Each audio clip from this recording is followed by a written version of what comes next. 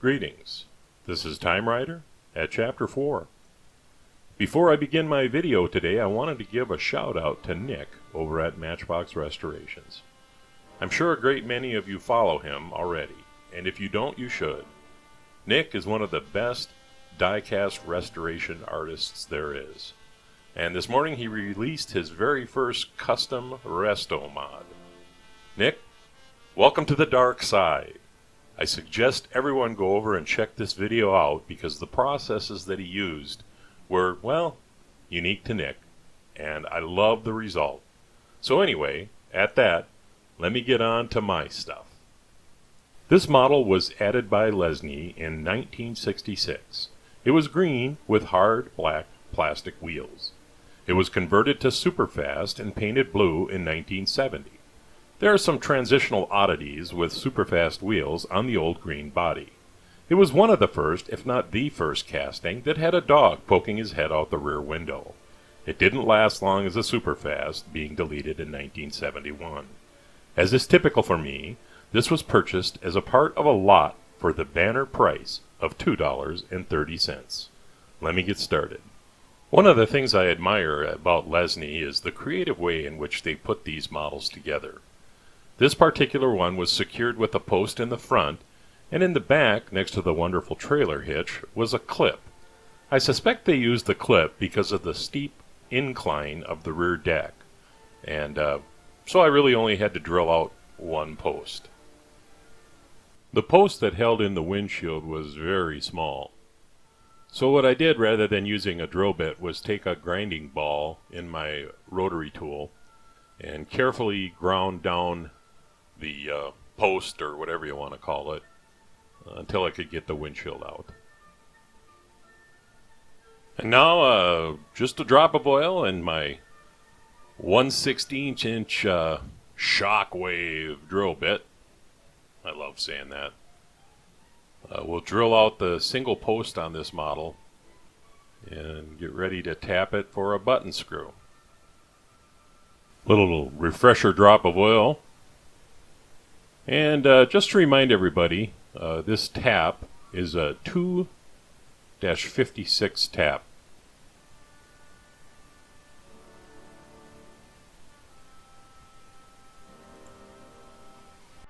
And a 2-56 hardened steel button screw that you can get on Amazon.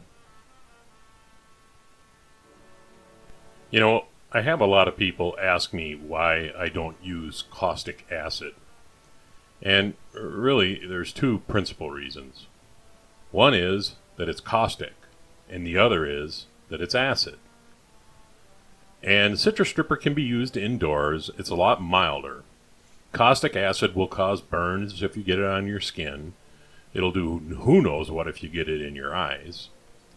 And before you go and post about how it's easier and I should be doing it this way or that way, I'm sorry, I'm not going to use it.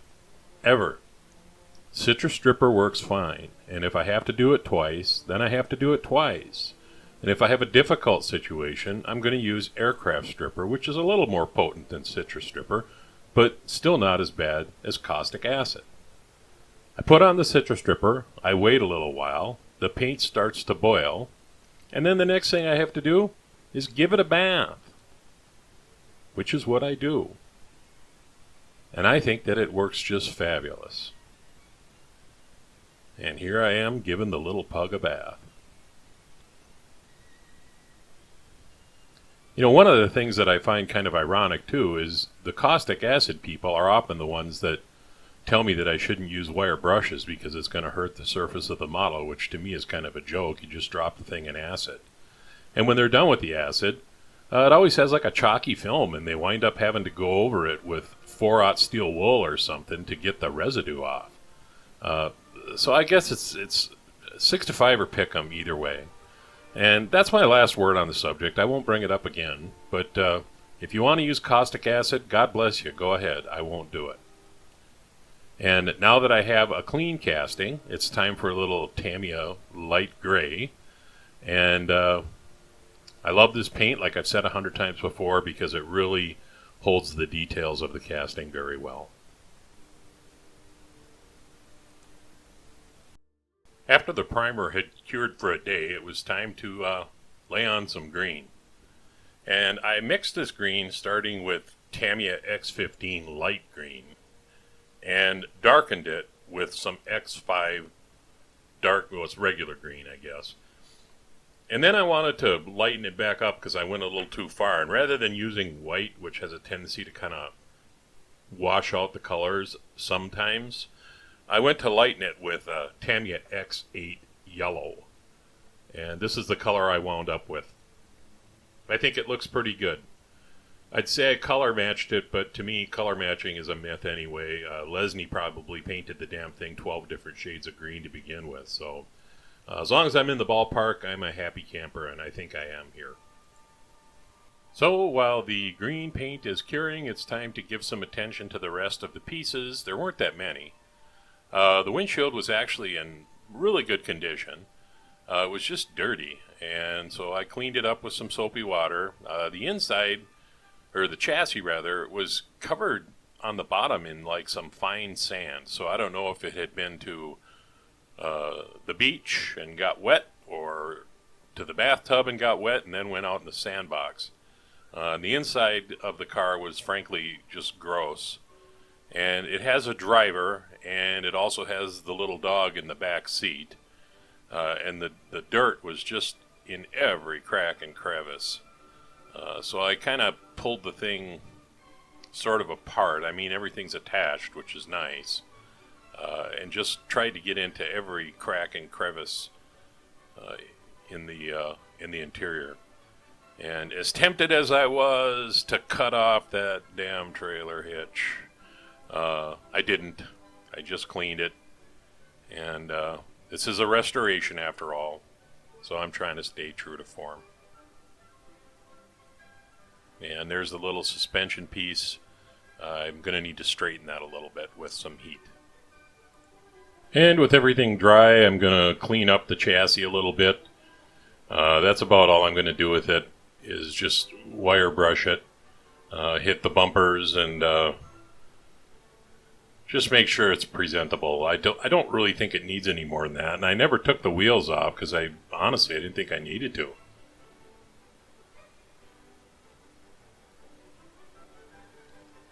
Just polish it up and get the grille and the headlights and the front bumper and make it shine like it probably did when it was new. So the windscreen, which was clean, I'm going to use a little bit of the Novus products that you've probably heard me mention before to see if I can get some of the very light scratches that are in it out. It actually turned out really, really well. Like I said, all the plastic parts of this model were actually in really good shape. They were all just really super dirty, and so here I am cleaning the rear window and very happy with how it turned out. We'll get ready to put it in.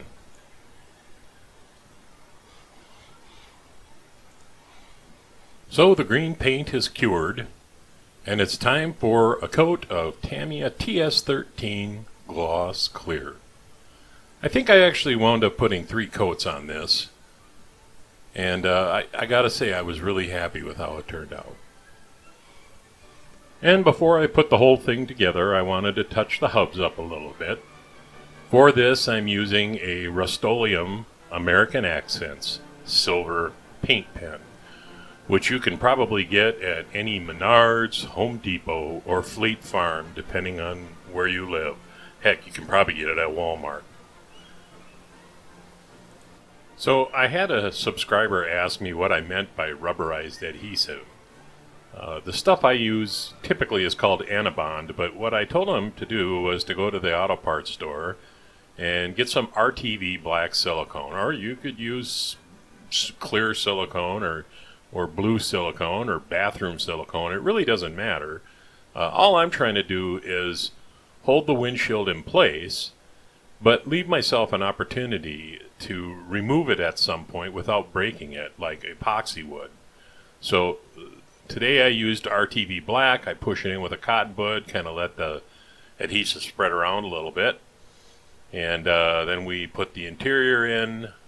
We put the little now straightened suspension back in. I did that incidentally by boiling it for 30 seconds and then flexing it while I was running it under cold water until it was straight.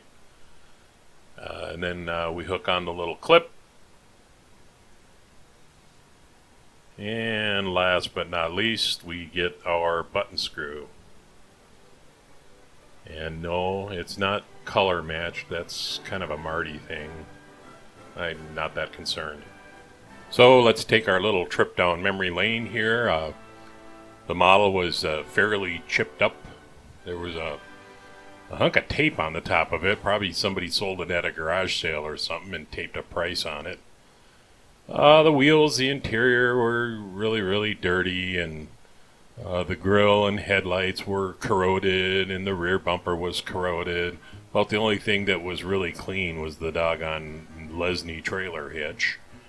And anyway, let's see where I wound up.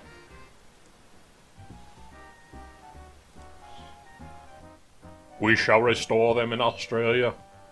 We shall restore them in Belgium. And we shall restore them in Minnesota. Sorry. Channeling Churchill. Anyway, here it is. The Matchbox 64B MG 1100.